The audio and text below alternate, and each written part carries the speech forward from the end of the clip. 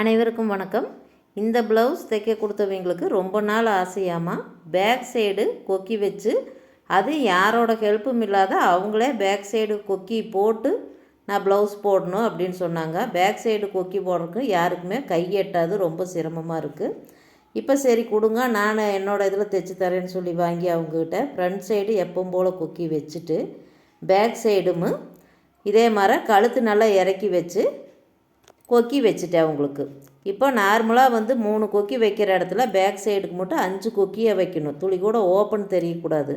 இப்போ அவங்க எப்பவும் போல் ப்ளவுஸு கொக்கியெல்லாம் போட்டுட்டு அவங்களே அவங்க இதுக்கு போட்டுக்கலாம். அவங்க டேஸ்ட்டுக்கு இப்படி நல்லா போட்டுட்டு, அது போக நாம் எப்பவும் போல் ப்ளவுஸ் போட்டு ஃப்ரண்ட் சைடு போட்டுக்கிறோம்.